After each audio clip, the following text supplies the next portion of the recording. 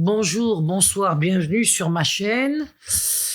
Bien, vous êtes inquiets, les familles sont inquiètes, un vent de panique même souffle sur les familles qui font l'école à la maison, je le comprends, mais ne tombez pas dans les pièges tendus par Macron, relayés par les médias qui font une propagande qui ne tient actuellement toujours pas la route.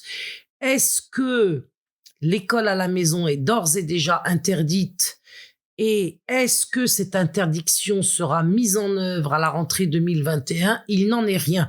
Je suis pas du tout en train de défendre Macron. Moi, ce petit bonhomme de 40 ans, jamais cru qu'il allait nous apporter du bien. Ce n'est pas le sujet de mon propos. Je dis simplement que l'école à la maison est un principe constitutionnel. Il faudrait donc changer la Constitution pour pouvoir interdire l'école à la maison. Et c'est pas une mince affaire.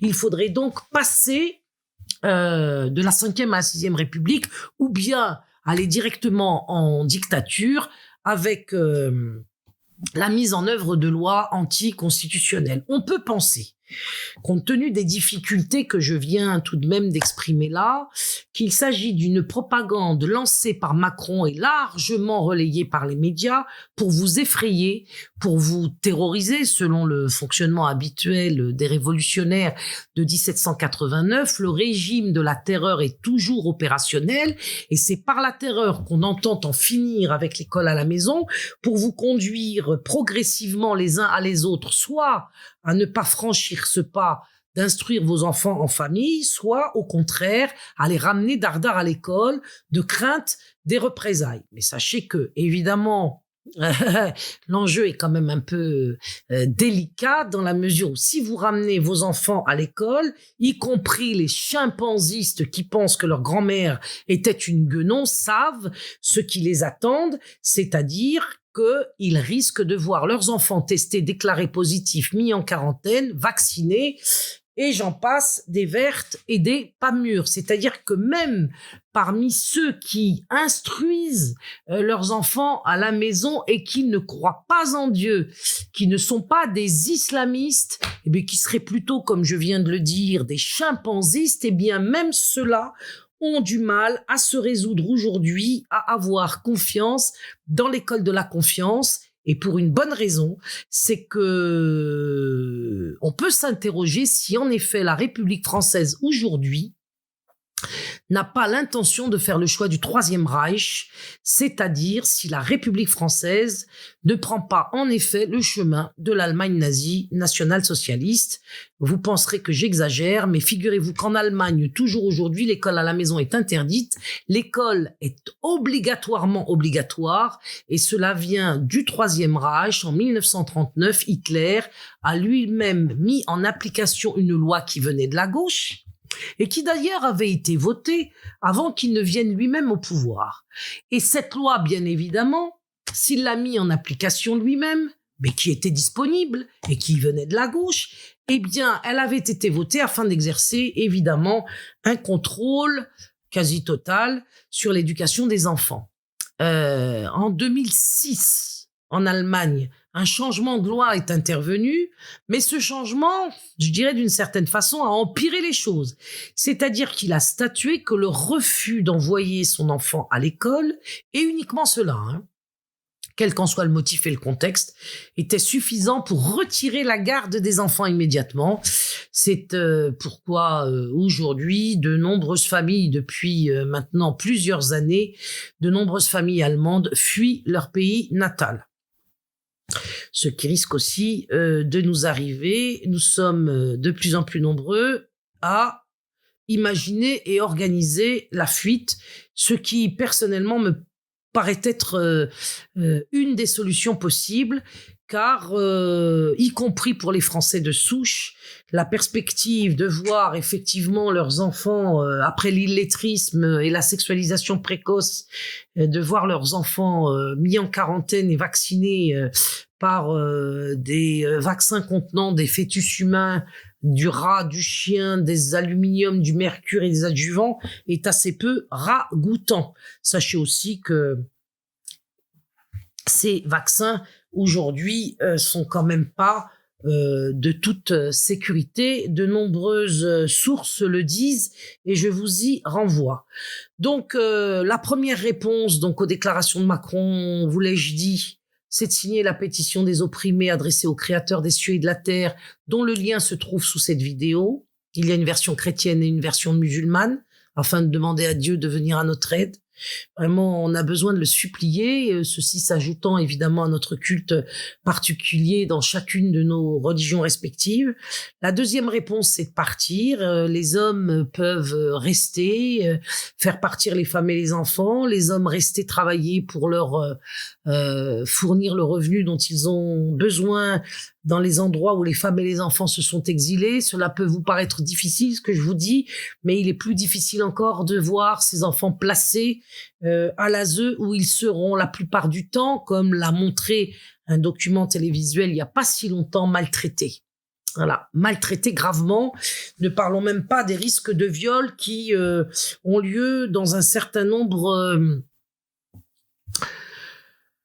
de lieux où les enfants sont confiés. La troisième réponse aux déclarations de Macron, je la donnerai à la fin de cette vidéo. Avant cela, je voudrais vous dire que les chimpanzistes vous mentent quand ils vous disent que les motifs de la déscolarisation sont propres à des positions religieuses ou idéologiques qui remonteraient au déluge de l'humanité, à l'origine du monde. C'est pas vrai du tout. Nous connaissons, nous, le mouvement JRE, le mouvement Journée de retrait de l'école de 2014, parfaitement les motifs de la déscolarisation. J'ai moi-même été une mère déscolarisante tout en étant prof pendant une quinzaine d'années, il y a déjà 15 ans. Et donc, je reçois aussi bien les parents aujourd'hui qui ont déscolarisé, je les reçois au téléphone ou en entretien. Nous avons une grande expérience de toutes ces familles de France qui ont fait le choix de l'école à la maison.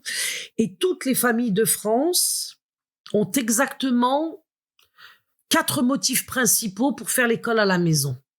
La dégradation générale et constante du niveau scolaire et la mise en place d'enseignements réduits de plus en plus à rien. C'est-à-dire que l'histoire, la grammaire, les cours d'orthographe disparaissent au profit d'un enseignement idéologique comme celui de la théorie du genre, au profit de la sexualisation des programmes avec l'obligation de l'éducation sexuelle, au profit de méthodes pédagogiques qui sont globalisantes comme la méthode globale OCP et qui empêchent les enfants d'apprendre correctement à lire et à écrire. Donc, nous avons comme motivation ces points-là et non pas des débats sur des débats darwinistes. On va dire les choses rapidement, même si en effet nous avons évidemment, ce pays, comme partout ailleurs dans le monde, dans ce pays, 2 positions sur l'origine du monde. Vous avez les adamistes, ceux qui pensent qu'ils descendent d'Adam, et donc de ce couple primordial qu'on connaît bien, au moins de réputation. Et puis, vous avez les chimpanzistes, les darwinistes, qui, eux, considèrent que leur grand-mère était une guenon. Bon, c'est un point de vue, nous en avons d'autres. Ce point de vue adamiste est criminalisé aujourd'hui, d'où qu'il vienne. On l'impute particulièrement aux musulmans, parce que les musulmans aujourd'hui sont ceux qui sont peut-être le plus attachés dans l'espace public à montrer justement que il y a une origine évidemment divine à notre existence. Mais cette position ne les empêche pas de voir clair sur le fait que aujourd'hui l'éducation nationale n'est pas un lieu où on apprend à lire, écrire et à compter, mais c'est un lieu de corruption. Et ce lieu de corruption est dénoncé aussi bien par des familles musulmanes que par des familles catholiques, que par des familles juives, que par des familles agnostiques.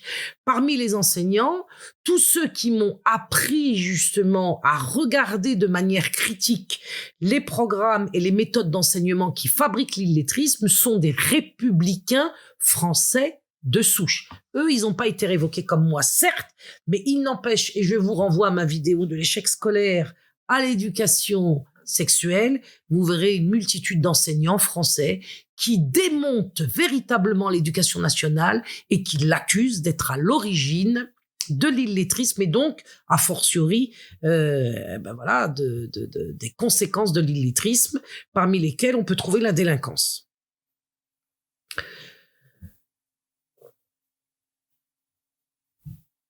Macron dit que il y aurait une création particulièrement importante d'écoles islamistes clandestines. Alors ça, c'est un propos typique des chimpanzistes, parce qu'il est totalement faux. Macron ne connaît pas, son ministère non plus, ses ministères non plus, et les journalistes pas davantage, encore moins, les familles françaises, les familles de France comme nous les connaissons nous. Nous n'avons jamais entendu parler depuis 2013 que nous nous battons pour sauver les enfants et la famille.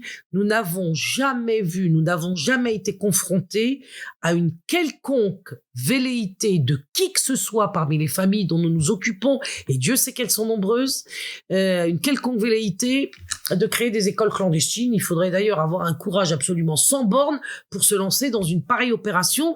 Et comme nous le savons, à la fin des temps, le déclin du courage est monnaie courante. Donc ça, je n'y crois pas une minute.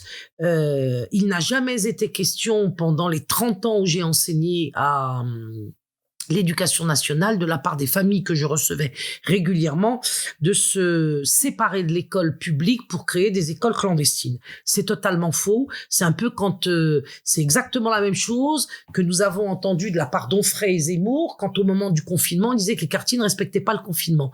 Nous avons fait l'enquête, ce sont des menteurs. Eh bien Macron, je vais pas dire que c'est un menteur parce que c'est le président de la République, en disant qu'il commet une petite erreur. Alors, c'est une petite erreur ou un gros mensonge. Vous choisissez. Moi, je ne trancherai pas sur ce sujet. Deuxièmement, troisième ou quatrièmement, peu importe, Macron prétend que la laïcité est neutre. Bon, c'est la définition habituelle des chimpanzistes.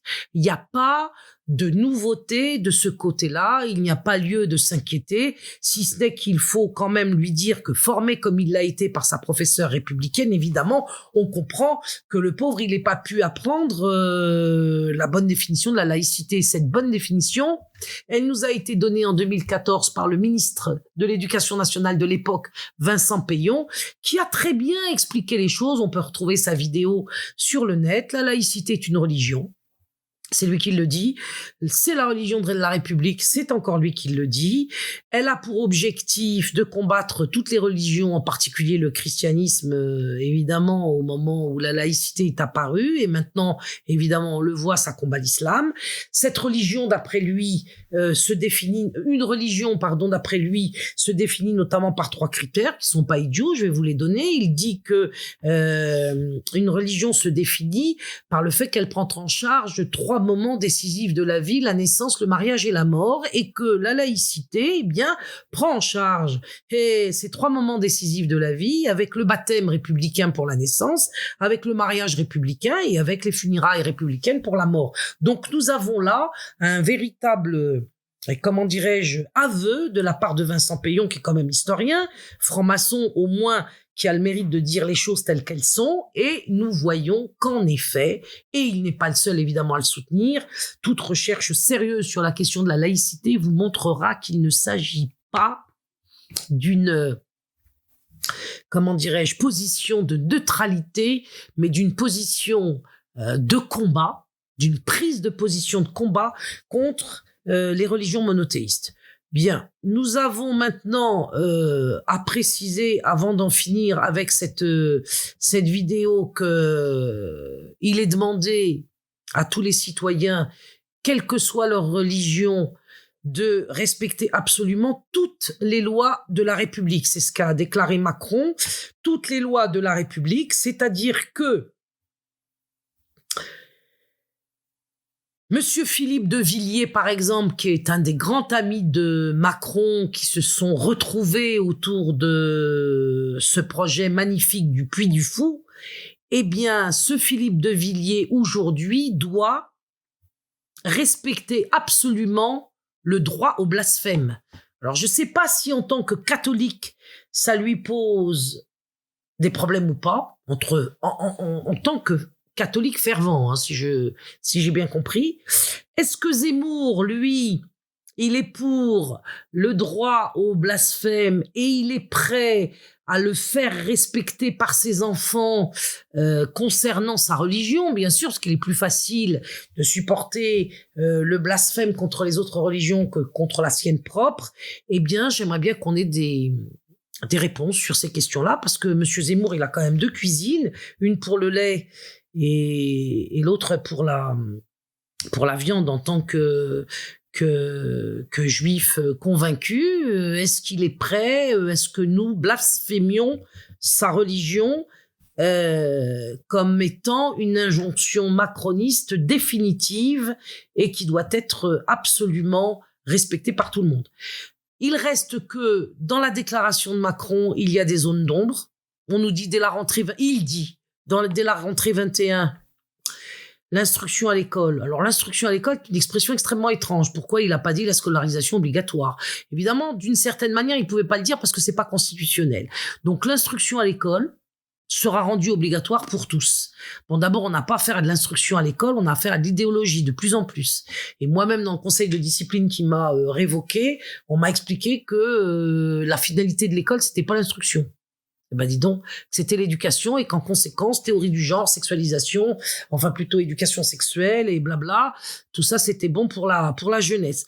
Alors cette instruction à l'école, dit-il, sera rendue obligatoire pour tous dès 3 ans et l'instruction à domicile sera strictement limitée, notamment aux impératifs de santé. Alors entendez l'adverbe notamment, ça veut dire entre autres, et cet adverbe notamment n'est pas répercuté par les médias mainstream. Ouest France, par exemple, au hasard, vous dit que c'est la fin de l'instruction à domicile, c'est fini, vous n'aurez plus la possibilité d'instruire vos enfants à domicile, sauf pour des raisons de santé. Ben non, c'est pas sauf pour des raisons de santé, c'est notamment pour des raisons de santé, ce qui laisse entendre que nous aurons d'autres motifs, évidemment, pour instruire nos enfants à la maison. En conséquence de quoi et en conclusion, je vous dis qu'il faut attendre actuellement pour se prononcer de manière définitive, mais il faut se préparer en faisant des économies, dans la perspective de payer à ses enfants des cours par correspondance privés, délivrant ce fameux certificat de scolarité, si tant est que ces cours par correspondance ne soient pas définitivement démolis et interdits par une mesure gouvernementale à venir, ce que personnellement, dans l'immédiat, je ne crois pas. Faites aussi en sorte de préparer tous, autant que vous êtes et autant que vous le pouvez, vos passeports pour faire comme les Allemands. Si jamais, en effet, on vous obligeait à rendre vos enfants à l'école de manière définitive et qu'ils ne vous appartiennent pas, c'est une mauvaise expression, ce serait plutôt dire que que leur éducation ne vous appartiendrait pas, parce qu'en fait nos enfants comme nous-mêmes n'appartenons qu'à Dieu, et faites en sorte que vous vous entraidiez tout de suite, essayez de trouver parmi vous les gens les plus solides qui pourraient servir justement à la mise en place d'une entraide locale, régionale, nationale, à laquelle nous allons contribuer avec notre fonds associatif de programmes d'enseignement et de cours dont je viendrai vous reparler prochainement, puisque en un mot, il s'agit de récolter auprès de vous des fonds que nous redistribuerons sur ceux qui, d'entre vous, n'auront pas les moyens à la rentrée prochaine de se payer des cours par correspondance. Alors, c'est pas la peine de maudire le Macron en question, ni tous les bonhommes du gouvernement et leurs bonnes femmes. Ça sert à rien parce que ce serait vous faire du mal.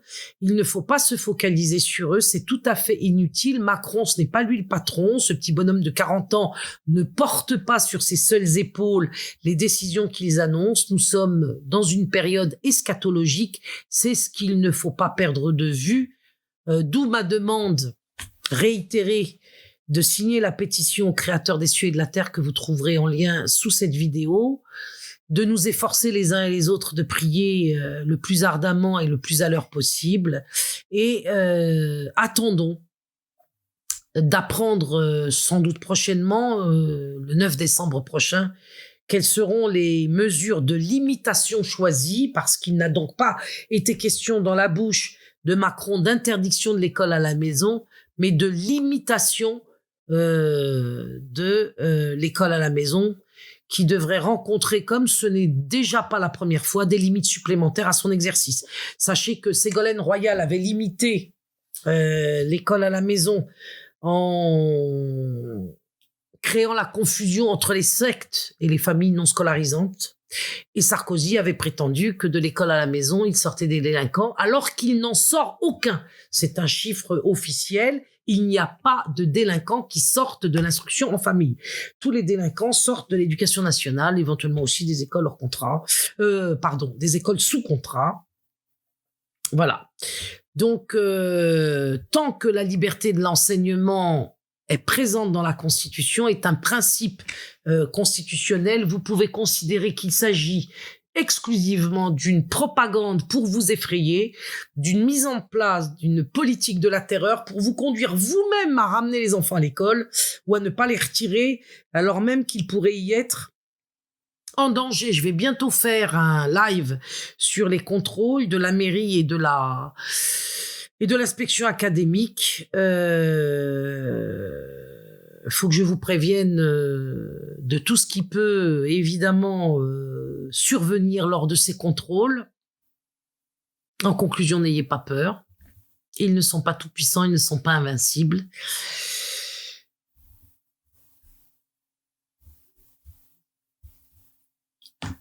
Il n'y a de tout-puissant que le tout-puissant. Courage, on reste ensemble, on va s'entraider, on va trouver des solutions.